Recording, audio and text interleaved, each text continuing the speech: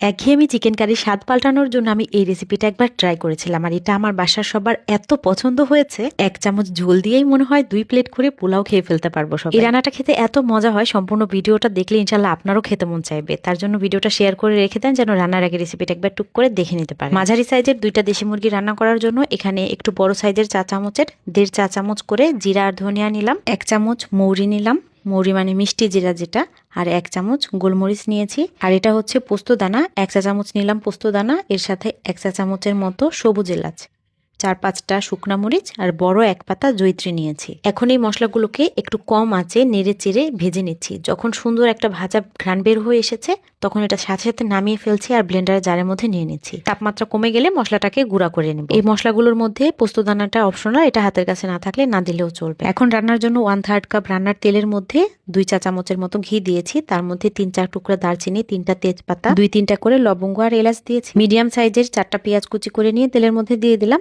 এই পেঁয়াজ কুচিগুলোকে বাদামি করে ভাজবো। পেঁয়াজ ভাজা হতে হতে এদিকে মশলাটাকে গুঁড়া করে নিয়েছি।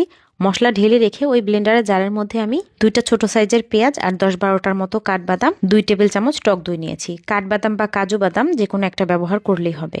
এগুলোকে এখন মিহি পেস্ট করে নেব। আর এদিকে পেঁয়াজটা বাদামি করে ভাজা হয়ে যাওয়ার পরে এর মধ্যে ধুয়ে পরিষ্কার করে রাখা চিকেন পিসগুলো সব দিয়ে দিই। মিনিট খানেকের মতো ভাজা হলে যখন রং চেঞ্জ হয়ে গেছে তখন যে মশলাটা গুঁড়া করে রেখেছিলাম ওই মশলাটা দিয়ে সাথে কিছু কাঁচামরিচ দিয়ে নেড়ে চেড়ে খুব সুন্দর করে ভাজা ভাজা করে রান্না করছি। চুলার আঁচটা মিডিয়ামে রেখে এই পর্যায়ে একটু সময় নিয়ে চিকেনটাকে ভাজতে হবে, তাহলে চিকেনের মধ্যে সুন্দর একটা ঘ্রাণ অ্যাড হবে।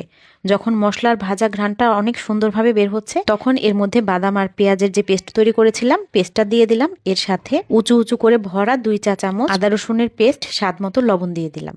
এখন এই মশলাটাকে মিডিয়াম হিটে নেড়ে চেড়ে বেশ কিছুক্ষণ কষাবো। মানে মুরগির গা থেকে যে পানিটুকু বের হবে ওটা যাতে করে বাড়তি আছে শুকিয়ে যায়, সাথে সাথে ওইভাবে নেড়ে চেড়ে ভেজে পানিটা শুকিয়ে নিচ্ছি। মশলা কষাতে কষাতে চিকেনের গা থেকে যখন তেল ছেড়ে দিয়েছে তখন এর মধ্যে দিয়ে দিলাম ব্লেন্ডারে জারটা ধুয়ে একটু পানি দেওয়ার পরে চুলার আঁচটা মিডিয়াম লো করে দিয়েছি, কারণ এটা দেশি মুরগি তো সেদ্ধ হতে একটু টাইম লাগে। ফার্মের মুরগি হলে একটু মিডিয়াম হাই হিটে রান্নাটাকে দ্রুত করে নিতে হবে, নয়তো করে মুরগিটা একটু বেশি সফট হয়ে যাবে। তো এই পর্যায়ে আমার চিকেনের মশলাটা ভালো করে কষানো হয়ে গেছে, চিকেনটাও প্রায় 70%-এর মতো সেদ্ধ হয়ে গেছে। তো এখন বাকিটুকু রান্না করার জন্য যতটুকু পানির প্রয়োজন মানে ঝোলের পানি দিয়ে দিলাম, তারপর ঢেকে মিডিয়াম আঁচে রান্না করে ঝোলটা একদম শুকিয়েও ফেলবো না আবার খুব বেশি পাতলাও রাখবো। তো এরকম পর্যায়ে যখন এসেছে তখন আমি একটু লবণ চেখে দেখছি আসলে রান্নাটা এত মজা হয়েছে এই পর্যায়ে।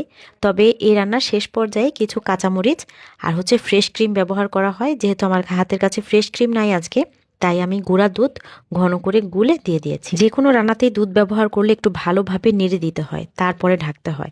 ঢাকার আগে অল্প কিছু ধনেপাতা আমি দিয়েছি। এই রান্নায় ধনেপাতা এবং কাসুরি মেথি ব্যবহার করা হয়। আমরা যেহেতু এই মশলা দুইটাতে খুব বেশি অভ্যস্ত না মাংসের সাথে খাওয়ার জন্য, এর জন্য আমি অল্প করে কিছু ধনেপাতা দিয়েছি শুধু দেখার সৌন্দর্যের জন্য। এই মশলাগুলো দেওয়ার পর ঢাকনা দিয়ে ঢেকে আরো মিনিট 2 রান্না করেছিলাম, তারপর চুলার আঁচটা অফ করে দিয়েছি।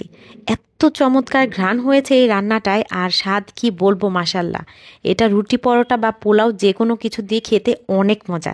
চিকেন মহারানির রেসিপি এর আগেও আমি দেখিয়েছি। রান্না করার আগে মনে হলো নতুন যারা জয়েন হয়েছেন তারা আজকে ভিডিওটা দিলে দেখতে পারবেন, কারণ এত মজার একটা রান্না এটা।